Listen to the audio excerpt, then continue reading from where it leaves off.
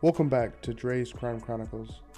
Today, we're unraveling the dark and haunting tale of Gerald and Charlene Gallego, a killer couple bound together by twisted desires and boundless cruelty. Their story is as much about them as it is about the lives they destroyed, the families who carry the weight of their crimes, and the chilling psychology that drove them into such darkness. In this episode, we'll start with the roots of their relationship, diving into each detail of their early lives, tracing the paths that eventually led them to each other and to their victims. Then we'll follow along as the police race to end their spree, just before we step into the courtroom where justice, or some form of it, would finally catch up with them. So let's begin. But I warn you, this journey takes us to some of the darkest corners of the human psyche. Brace yourselves.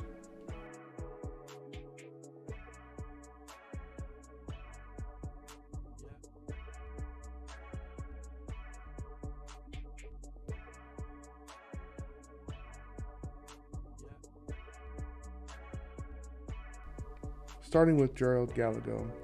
He didn't stand much of a chance from the beginning. Born in Sacramento, California on July 17, 1946, he entered a world overshadowed by fear, violence, and the toxic legacy of his father. Gerald's father, Gerald Gallego Sr., was very famous in his own right, a man whose life was steeped in the crime and whose temper was quick as his fist. He wasn't just a petty criminal. Gerald Sr. was a man feared by many, a figure who seemed to believe that respect came from one thing: raw, terrifying power. Young Gerald grew up under the looming shadow of his father. By the time he was old enough to remember much of anything, his father was already locked away on death row. It's hard to imagine how that must have shaped him, knowing his father, this legendary figure, was awaiting execution for a violent crime that had sent shockwaves through the community. Gerald's mother, she definitely tried her best, but she was so overwhelmed she couldn't, or maybe wouldn't, acknowledge the darkness she saw in her son. Neighbors described Gerald as strange, quiet kid, a boy who watched people in a way that made them feel uneasy. His eyes were very cold and distant, as if he wasn't really seeing them at all. One neighbor later said, even as a kid, he had these dead eyes, like there was no soul behind them. Without a father figure, Gerald was left to find his own role models, and he found them on the streets. These were older men, rougher, tougher, and more than willing to show him how to get what he wanted by taking it. By the time he was a teenager, Gerald had already been in and out of detention centers. He wasn't just getting in trouble, he was developing a taste for it, if you will. He learned how to manipulate, intimidate, and eventually terrorize those around him. Now, people weren't just people to Gerald. They were tools, objects he could bend and break to feed his own needs. This wasn't just a phase, it was the beginning of a path that would lead to pure, unrestrained evil. Now, jumping over to Charlene Adel Williams. She came from a very different world, a world that on the surface seemed safe, loving, and stable. She was born in Stockton, California in 1956. She was born into a middle-class family. Her father, Charles Williams, was a very successful businessman, known for his integrity, a man who ran a small but very successful business. Her mother, Patsy, was the kind of woman who volunteered in the community, whose warmth drew people in. Charlene was a sweet and talented child. She was musically gifted. She played several instruments and was known for her gentle, sensitive nature. She was the kind of kid everyone thought had a bright future ahead of her. But as she grew older, something inside her began to change. She became distant, restless, as if searching for something she couldn't quite define. Now, in her teenage years, Charlene turned to drugs, alcohol, and older, often controlling men. Her friends saw her go from one bad relationship to the next, always with men who treated her very poorly. It was as if she needed someone to tell her who she was, someone who gave her the purpose, even if that purpose came from a cost of her own dignity. Psychologists later suggested that Charlene showed signs of dependent personality disorder. This is a condition where a person needs constant validation, a deep-rooted fear of abandonment that can lead to dangerous situations. When Charlene met Gerald, he filled that void. He was confident, dominant, and made her feel as though she finally had a role to play. But that role would take her down a path of darkness she could never escape. When Gerald and Charlene's paths crossed in the late 1970s, something dangerous sparked. Charlene always searched for someone to anchor her.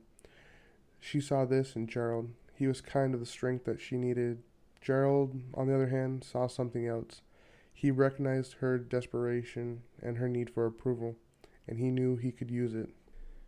Now, it didn't take long for Gerald to start sharing his darkest fantasies with Charlene. These weren't normal fantasies. Gerald talked about wanting to abduct young women to make them his, I quote, love slaves. But what he really wanted was control. For Gerald, sex was never about intimacy or connection. It was about domination, degradation, and power. And Charlene didn't run. Instead, she listened, and somewhere along the way, she agreed to help him. She helped him make these fantasies a reality. Charlene became a lure, a friendly face that would make victims feel safe, while Gerald waited in the shadows, ready to turn their lives into nightmares. It's what psychologists call folie à deux, a madness of two, where two people feed off of each other's darkness, and they feed off their impulses. Together, they formed a trap, one that would soon lead to horror beyond imagining. Now, their first known victims were Rhonda Scheffler and Kippy Vaught, two best friends from Sacramento. Rhonda was a budding artist, known for her bright smile and ambition to attend art school, while Kippy was a star on the track team, hoping one day to become a coach. They were young, vibrant, and had their whole lives ahead of them. On a September evening in 1978, Rhonda and Kippy were hitchhiking. This was a very common practice in those days. They just needed a ride home. Charlene pulled up in her car, warm and inviting, and offered them a lift. They likely felt safe in her presence, seeing another young woman rather than a threat. But what they couldn't know was that Gerald lay in wait. Hiding just out of sight, the trap was set. Once they were in the car, Gerald took control. By pulling a gun and ordering Charlene to drive them to the remote location outside the city. From the moment he stepped forward, any illusion of safety the girls must have felt must have evaporated. Fear would have gripped them as he barked commands, with Charlene silently obeying his every word, driving them deeper and deeper into isolation. When they arrived, Gerald forced both girls out of the car, taking them further into the wilderness. This is where his sadistic desires took full control. He forced Rhonda and Kippy to endure unspeakable violations, brutality, raping each girl while taking a sick pleasure in their helplessness and for fear. For Gerald, this was about more than just sexual assault. It was about control, about breaking them down and asserting his twisted dominance. After Gerald had satisfied his brutal needs, he made the horrific decision to end their lives, silencing them forever. The details of their final moments are gut-wrenching. He killed them both in cold blood, discarding their bodies as if they were nothing, as if young lives he had destroyed were just trash to be tossed aside. Their families, left to pick up the pieces, would never be able to make sense of the horror that had befallen these two young women. With their remains discovered just a few days later, the community was completely rocked. Friends and family were left devastated, trying to come to terms with the tragic end of these two innocent girls. Detectives launched an investigation, poring over the area and speaking to anyone who might have seen something that night. Friends remembered that Rhonda and Kippy had accepted a ride from a young woman, but without more details, the trail went cold.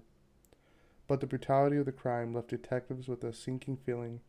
They feared this was just the beginning of a killing spree fueled by someone who relished in the suffering of others.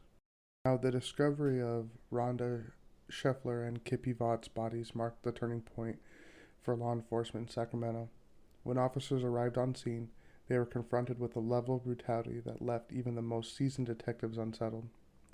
Rhonda and Kippy's body had been discarded in a remote area as though they were nothing more than trash. The evidence of violence and degradation was overwhelming. Whoever had done this wasn't just killing. They were sending a message of power and control. This was a killer who took pleasure in watching his victims suffer. Someone who didn't just want to end their lives, but wanted to destroy them entirely. Detectives knew that they had to act fast. As the investigation began, they worked around the clock, trying to piece together the last moments of Rhonda and Kippy's lives. They interviewed friends, family, and anyone who might have seen something that night. One witness recalled seeing Rhonda and Kippy talking to a young woman in a car shortly before they disappeared. Now, this was a very crucial detail, a clue that suggested the killer may have had an accomplice, someone who could lure victims with a friendly smile. The thought of a female accomplice was unsettling and rare, but detectives couldn't ignore that possibility. This clue was both promising and perplexing. A woman's presence would certainly help disarm young girls, allowing them to feel safe even as they stepped directly into a deadly trap. But what kind of woman would participate in something so cruel?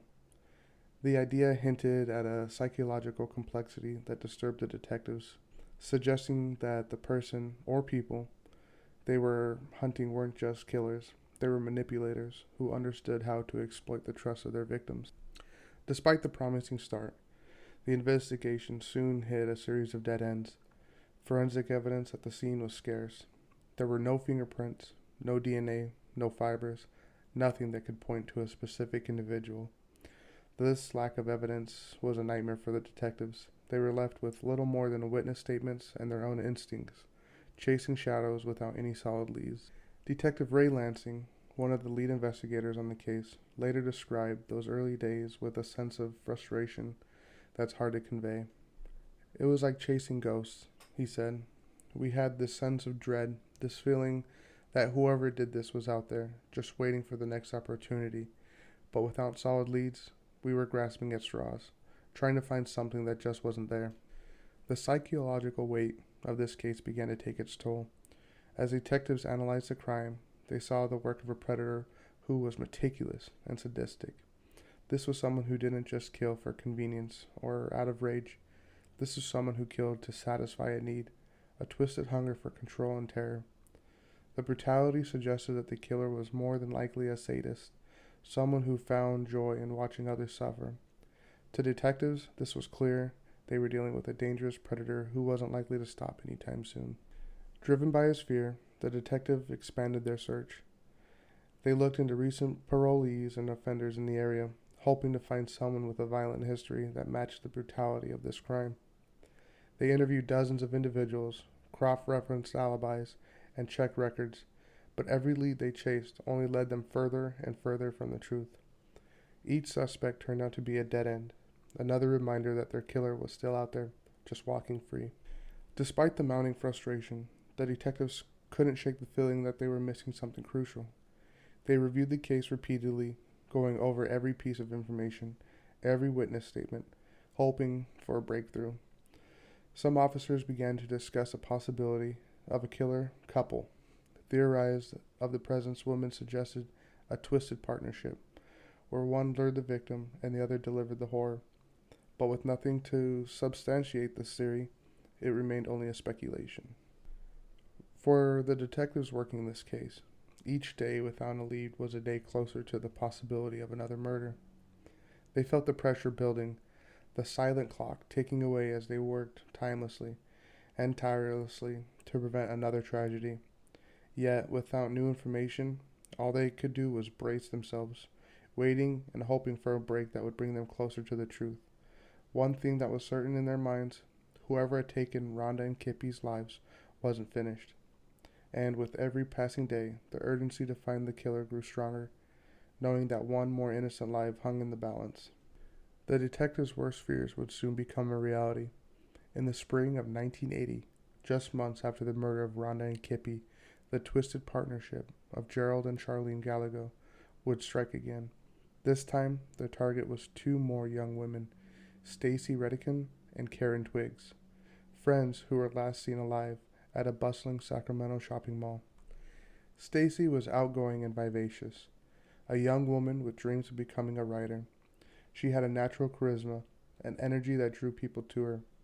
Her friend Karen was quieter, but just as warm, with a love for animals and a lifelong dream of working as a veterinarian technician. The two girls were inseparable, united by their compassion and curiosity, but on that day, their innocent trip to the mall would lead them into a nightmare beyond anything they could have imagined. Now, it started innocently enough. Charlene approached them in the parking lot, using the same friendly charm that had worked so well before. She struck up casual conversation, complimenting Stacy's outfit, asking Karen if she knew any nearby stores. Charlene's warmth was disarming, and Stacy and Karen quickly felt at ease, laughing and chatting with her. When Charlene offered them a ride, they didn't think twice.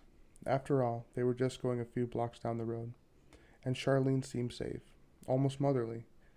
What they couldn't have known was that Gerald was lying in wait, hidden out of sight, ready to spring his trap. The moment they got into the car, the tone shifted. Gerald revealed himself, taking control in the way he relished the most, through sheer intimidation and fear. He brandished his gun, forcing both Stacy and Karen into submission, ordering Charlene to drive them into a remote location. The car ride must have been agonizing for the girls, every second filled with escalating terror as they realized their friendly face they trusted had led them into a trap. When they arrived at an isolated spot, Gerald's sadistic nature took over completely. He separated Stacy and Karen, isolating each girl so they couldn't comfort one another or even share a glance of solidarity. For Gerald, this wasn't just about sexual assault. It was about complete control, about breaking down his victims, the sense of self, and reducing them to objects he could dominate and discard. One by one, he raped them, prolonging their suffering in a way that showed just how deeply he craved control. He seemed to draw strength from their fear, from the horror reflected in their eyes. For Gerald, these were the moments he lived for. The cries, the trembling, the hopelessness. Each act was grotesquely a display of his twisted hunger for domination. And what about Charlene? She stood by, watching in silence, doing nothing to intervene. She was the accomplice who'd set the trap, the woman who played her part just to lure Stacy and Karen into Gerald's clutches. She watched as the horror unfolded, either unwilling or unable to step in. Later, she would claim she was a victim, that she had no choice by standing there. She was just as much of a part of the horror as Gerald himself. When he was done, Gerald showed no remorse, no hesitation. He ended their lives with cold efficiency, discarding their bodies with the same callousness he had shown from the beginning. To him, Stacy and Karen were no longer people. They were things he had used up, things he disposed of. Their lives, full of dreams, kindness, and potential, meant nothing to him. Their families were left to endure heartbreak, and words cannot describe. Friends, parents, and siblings were left to wonder how such bright young women could vanish so suddenly and in such a brutal way. And as the police scrambled to make sense of the crime, the community was gripped by a deep, gnawing fear. It was now clear that a predator was lurking in their midst, one who had struck twice and who would likely strike again. The detectives, now armed with more pieces of the puzzle, began seeing a disturbing pattern emerge. This wasn't random. This was a calculated operation, a series of attacks carried out with a chilling level of control. It wasn't just a killer they were dealing with. It was a sadistic partnership, a twisted duo capable of using anyone's trust against them, leaving behind a trail of shattered lives in their wake. Now, as the investigators looked even deeper, a horrifying pattern began to emerge, one that showed them the full extent of the nightmare that they were up against.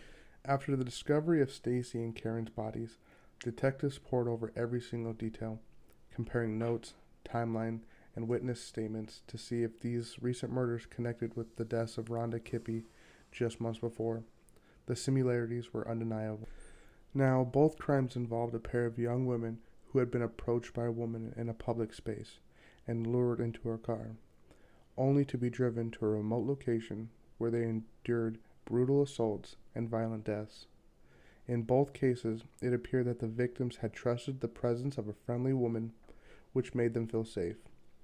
This luring tactic was a methodical and calculated, suggested a level of planning that unsettled even the most experienced officers. Detectives began to suspect they were dealing with a killer couple, an idea as rare as it was terrifying. It wasn't often that they saw a woman participate in such acts, but all signs pointed to this theory. They now believed that the same woman who had been described as blonde, friendly, and disarming was working with a male partner who carried out the violent acts. They began to piece together an image of a man who used intimidation and terror, and a woman who used warmth and charm, a deadly combination that enabled them to prey on their victims. The detectives reached out to witnesses once more, trying to solidify the connection. One young woman came forward with a chilling story. She recounted how, just weeks earlier, she had been approached in the mall parking lot by a woman matching the description they had pieced together. Friendly, blonde, and overeager to chat, the woman had offered her a ride, just as the previous case, but something felt off. The young woman declined, sensing a strange undercurrent in the woman's demeanor. She later spotted a man watching from a distance, a figure whose presence felt just unsettling as a woman's strange friendliness. The witness's account helped detectives strengthen their theory. They were looking for two people, a man and a woman, working together, one lying the trap and the other delivering the horror. Armed with these witness statements and the patterns emerging between the cases, detectives circulated a warning to the public. They released sketches based on descriptions from the witnesses, urging young women to be cautious and to think twice before accepting rides from strangers. Even if the driver seemed friendly or appeared to be a woman alone, the detectives hoped this warning might prevent future attacks, but it didn't ease the haunting reality they were facing. Internally, the detectives discussed the case with renewed urgency. This wasn't just a killer. They were up against a pair who found a perverse thrill in working together, each feeding off the other's darkness. The male suspect was a sadistic predator, no doubt, but the female suspect role suggested something even more complex. A woman willing to aid and abet, to lure and deceive, knowing exactly what fate awaited the victims they enchanted. As the investigation intensified, detectives knew they were on the trail of a predator couple, a duo that had turned violence into a shared ritual. They worked tirelessly, knowing that any delay could lead to more lives lost, more families shattered. Every day, they dug deeper, racing against time to unmask the faces behind the sketches, to bring an end to the partnership forged in terror. Now, the final victims of Gerald and Charlene Gallego's twisted spree were a young couple, Greg Miller and Mary Elizabeth Sowers. Unlike the previous murders, this one would unfold in a way that left detectives closer than ever to bringing the killers to justice. But for Craig and Mary, two young people with dreams and futures waiting for them, it was a journey into unimaginable terror. Craig and Mary were both college students, deeply in love and excited for the future they envisioned. Craig was studying engineering, a young man known for his kindness and sense of humor. Mary, she was equally warm-hearted. She was studying psychology, driven by a desire to understand and help people. They were the kind of couple everyone admired, happy, hopeful, and definitely full of life. The night of October 24th, 1980, would begin as a joyful one for them. They attended a fraternity party, spending the evening with friends, laughing and celebrating in each other's company. Little did they know that this night of happiness would end in tragedy. As they left the party and headed to their car, Charlene approached them, her demeanor calm and friendly, as it had been with previous victims. She introduced herself casually, striking up a light conversation, possibly asking for directions or commenting on the evening. Greg and Mary, unsuspectingly and polite, responded warmly to her. And then, just as before, Gerald revealed himself. He stepped forward from the shadows, his presence immediately transforming the moment from friendly to menacing. Brandishing a gun, he barked orders at the couple, forcing them into his car. In an instant, Greg and Mary went from a carefree evening to a terrifying nightmare, caught in the trap set by the charming woman who had just engaged them in friendly conversation. The reality of their fate must have dawned on them as they were ordered to stay silent, feeling the cold steel of Gerald's weapon threatening their every breath. Charlene got behind the wheel and began driving, with Gerald keeping Craig and Mary subdued in the back seat. As the car sped away from the city, the two young lovers were plunged into escalating fear, held captive by two people who showed them no mercy, no understanding, only cold and detached cruelty. Gerald's sadistic streak was already in full control. He separated Greg and Mary, forcing them apart physically and emotionally. Greg was ordered out of the car first, leaving Mary behind, helpless to intervene or even say a final goodbye to the man she loved. Gerald brought Craig to an isolated spot on the side of the road and, without a shred of hesitation or remorse, shot him multiple times at close range. Each shot was a deliberate act, delivered by a man who didn't flinch, who felt nothing as he took a life. Once Craig was dead, Gerald returned to the car, where Mary sat alone, likely paralyzed with fear. He had already stolen the life of the man she loved, and now he would turn his attention to her. As Charlene watched, Gerald forced Mary into another vehicle, driving her to an even more remote location. The silence in that car must have been suffocating for Mary, each passing mile deepening her realization that she was in the presence of a monster, completely at his mercy. When they arrived at the desolate spot Gerald had chosen, he unleashed the full extent of his sadistic nature. He subjected Mary to a horrific abuse, tormenting her in ways designed to strip her of hope and dignity. For Gerald, this was not just a killing, it was an exercise in power, a perverse ritual of control where he relished every ounce of fear and pain he could inflict. Alone in the wilderness with her tormentor, Mary endured an ordeal that only intensified Gerald's need for dominance.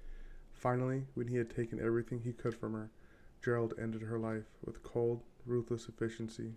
He discarded her body in a remote area, showing the same detachment, the same lack of humanity that had marked each of his previous killings.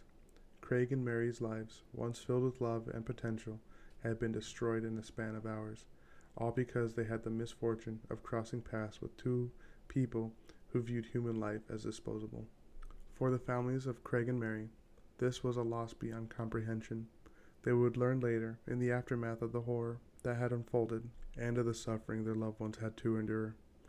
Friends and family members would be left grappling with questions that could never be answered, trying to make sense of a tragedy so senseless, so brutal, that it defied all understanding. But this time, Gerald and Charlene's twisted spree would not go unnoticed.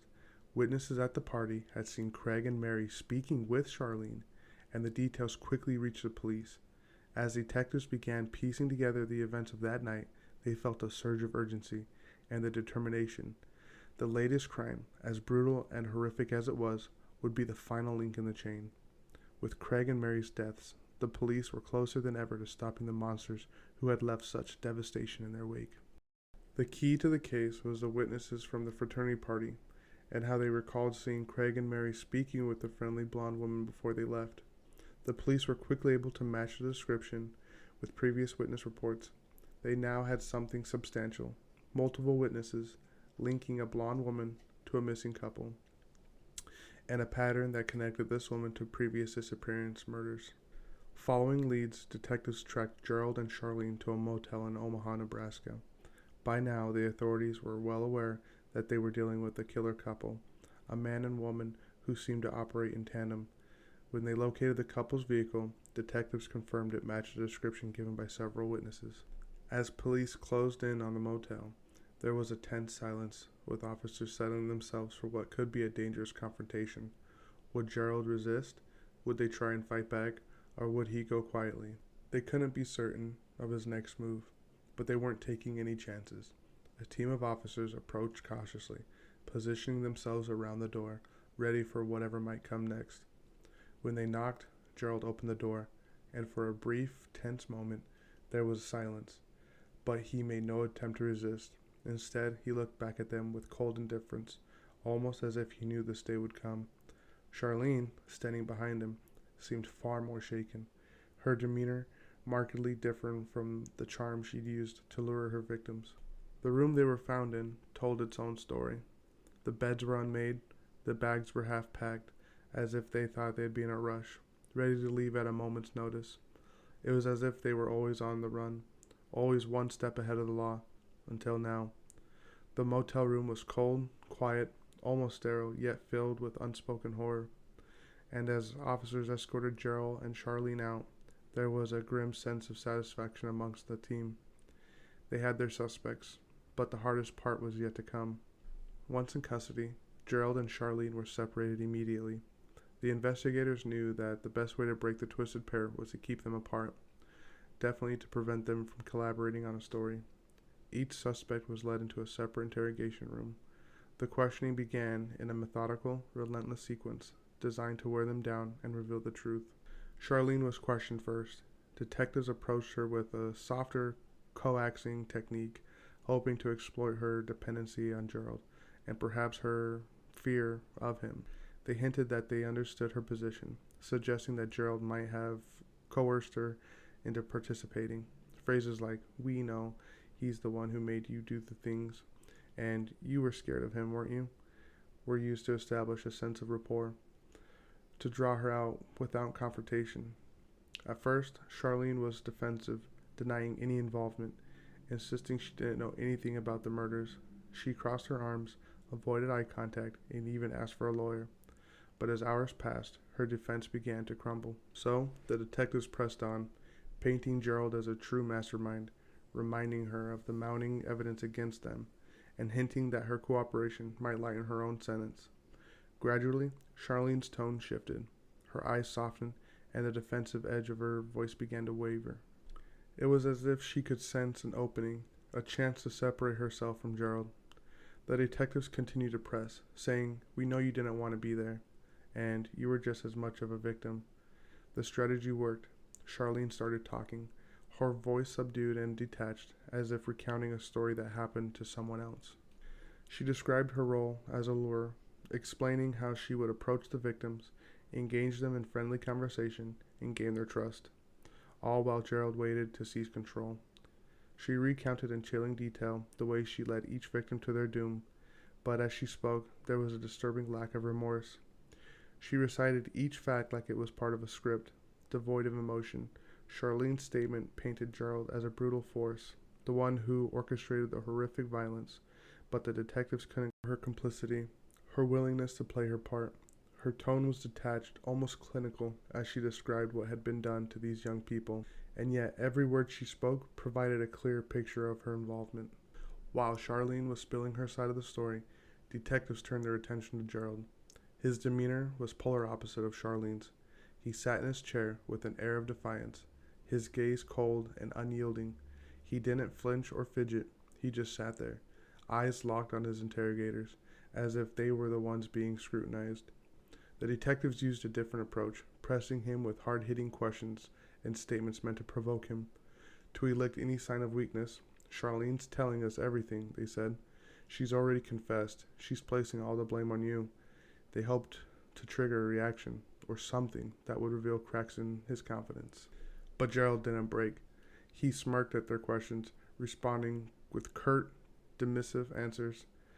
When they asked about the details of the murder, he refused to admit anything directly, but he didn't deny it either. His lack of responses was telling in itself, a silent admission cloaked in arrogance. At one point, a detective pressed him, describing the violence inflicted on the victims, hoping to goad him into a reaction. Gerald's only response was a chilling smirk, a look of satisfaction that confirmed everything the detectives suspected about the sadistic nature. Hours passed in that small, suffocating room, with Gerald's silent defiance becoming more and more frustrating, but the detectives knew they didn't need him to confess. They already had Charlene's statement, and they could see that every detail she shared added more and more weight to the case they were building. Gerald's silence, his refusal to cooperate, only further solidified his role as the remorseless mastermind.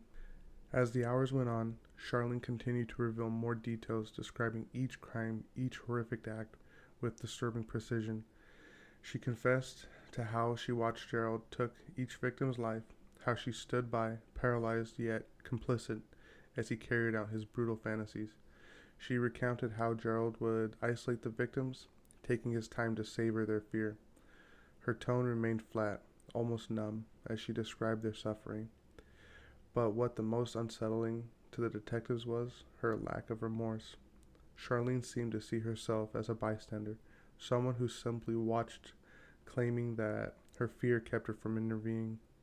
Yet her calm recollection betrayed something even darker, a willingness to be part of a horror, a chance that made her just as responsible. As detectives concluded their questioning, They knew they had the confessions they needed. Charlene's statements, coupled with Gerald's chilling silence, painted a clear picture of their crimes and the roles each of them played. Gerald was a predator, driven by a sadistic need to control and destroy, while Charlene was the accomplice who set the trap, luring her victims to their tragic ends. Together, they had formed a partnership forged in terror, each feeding off each other's darkness. For the detectives, the interrogations confirmed what they had suspected all along. This was more than just murder. It was a ritual, a twisted game of power and manipulation, played out by two people who saw their victims as nothing more than disposable. And as they left the interrogation rooms that night, detectives felt a grim satisfaction. They had finally unmasked the monsters who had terrorized young lives and shattered countless families. But for the families of the victims, the revelations would only bring more pain, a horrifying glimpse into the minds of people who had destroyed their loved ones' lives. Now, understanding the psychology of Gerald and Charlene Gallego is key to unraveling the horrific crimes they committed. On the surface, they might seem like any other couple, but beneath the facade was a dark, twisted bond, a symbiotic relationship fueled by manipulation, control, and a shared depravity. To comprehend what drove them, we must examine each of them individually, and then look how their personalities combined to create something far more dangerous. Now, Gerald was by all accounts a textbook psychopath. From an early age, he showed signs of a personality devoid of sympathy, fueled by a deep need for power and dominance. Gerald's childhood, overshadowed by his father's violent legacy, shaped him in the way that made him immune to the typical bonds that most people feel with others. Growing up with an absent, notorious father who had been executed for violent crimes, Gerald internalized a warped vision of masculinity and strength, one that valued control and saw compassion as a weakness. The men he admired and learned from reinforced these ideas, teaching him that respect was achieved through intimidation, and that people were tools to be used and discarded. By the time he reached adulthood, Gerald's psyche was a well-constructed fortress of manipulation and cruelty. He didn't just lack empathy, he thrives on control, particularly through sexual domination. To him, intimacy was about asserting power, more about degrading and breaking down his partners or victims.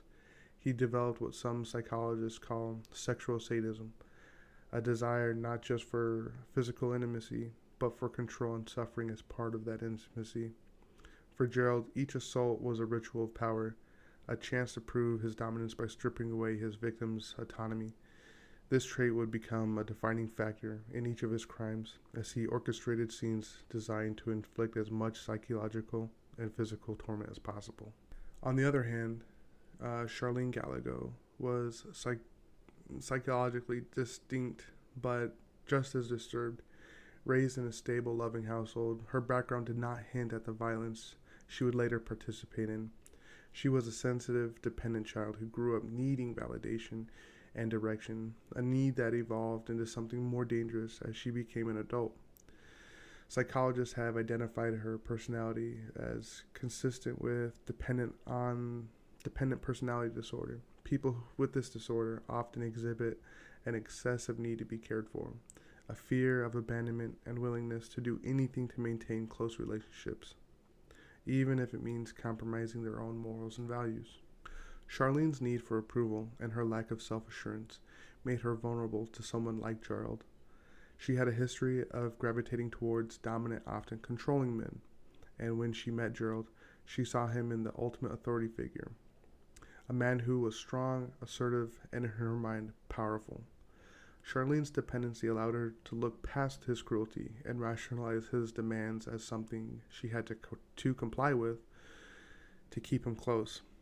Over time, she became not just an accomplice, but an enabler, helping him realize his sadistic fantasies, while psychologists argue that she might have harbored her own latent sadistic tendencies. Others believe she acted out of fear and dependency, lacking the moral compass to, courage or break free.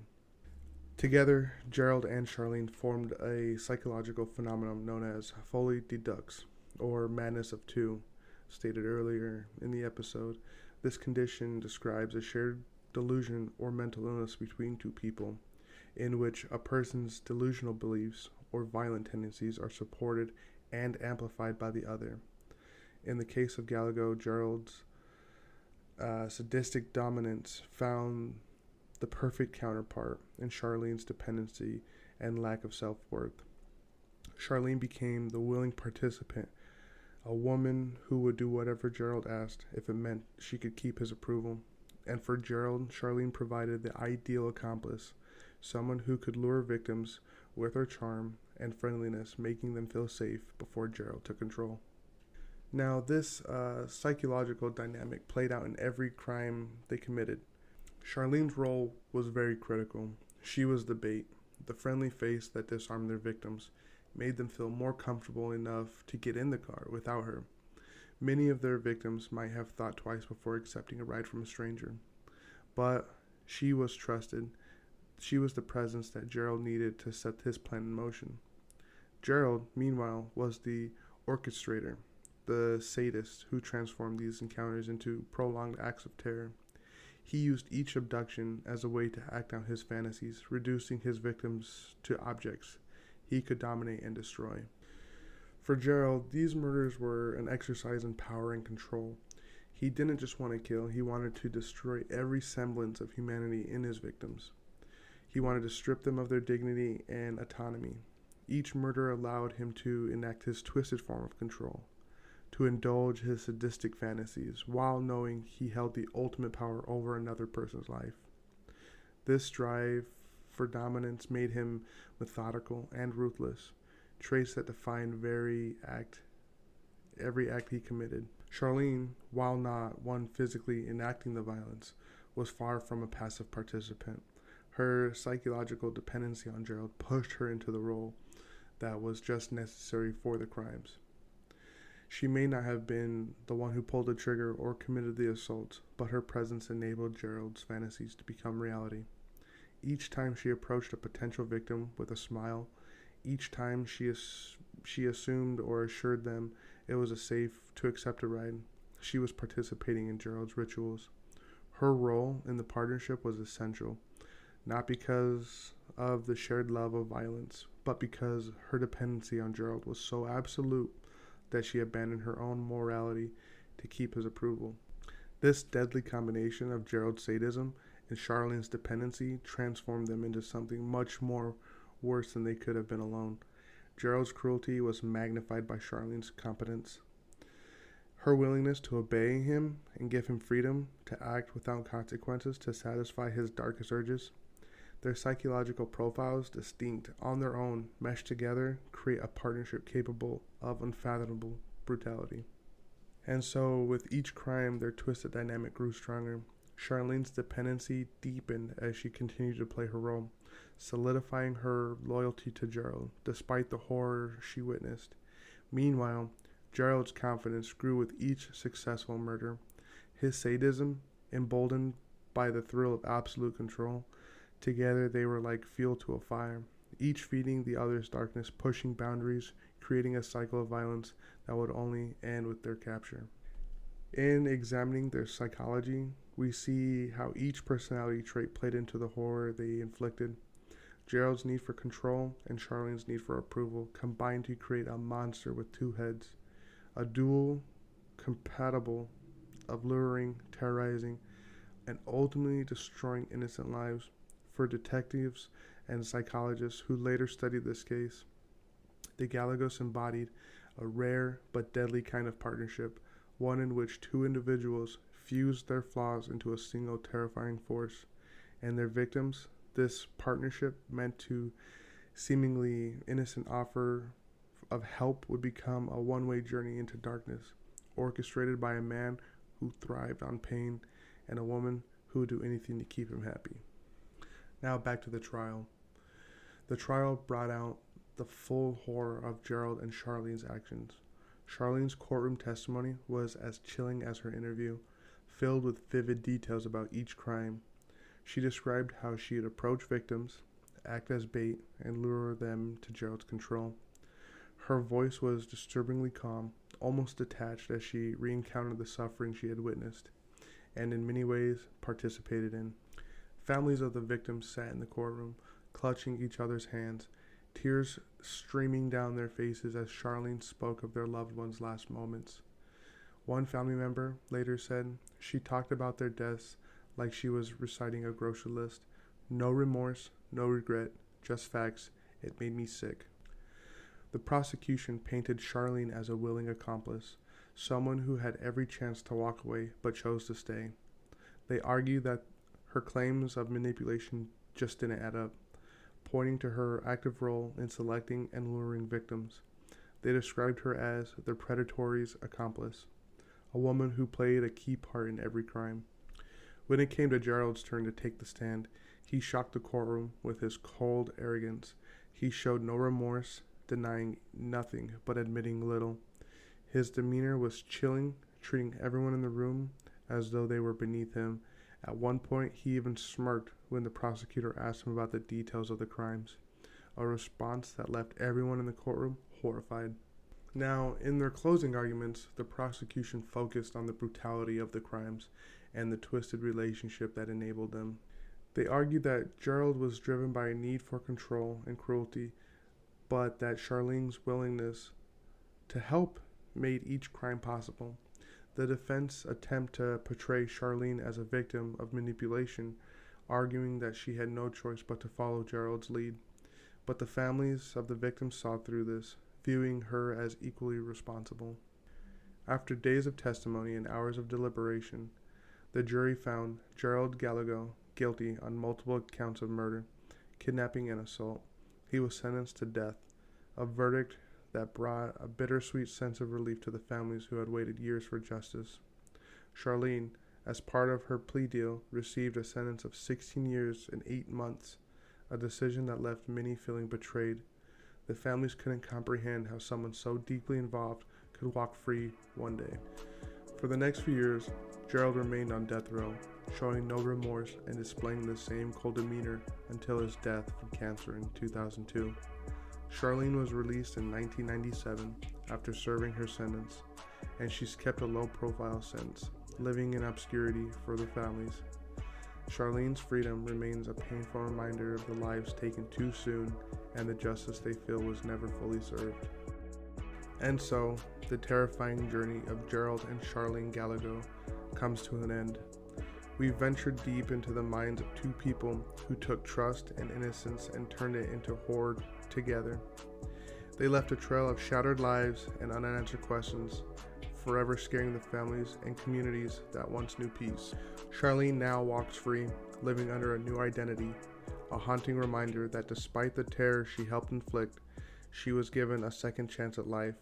Meanwhile, the memories of her victims live on, remembered by loved ones and mourned by those who knew them. As we close this chapter, let us honor the young lives cut short by sharing their stories, refusing to let their memory fade, and remaining vigilant in a world that can sometimes mask darkness behind a friendly smile. Thank you for joining me on this journey into one of the most unsettling chapters of true crime history. Until next time, take care of yourselves, stay vigilant, and remember, sometimes the face of evil isn't a stranger lurking in the shadows, but a friendly voice drawing you in. God bless.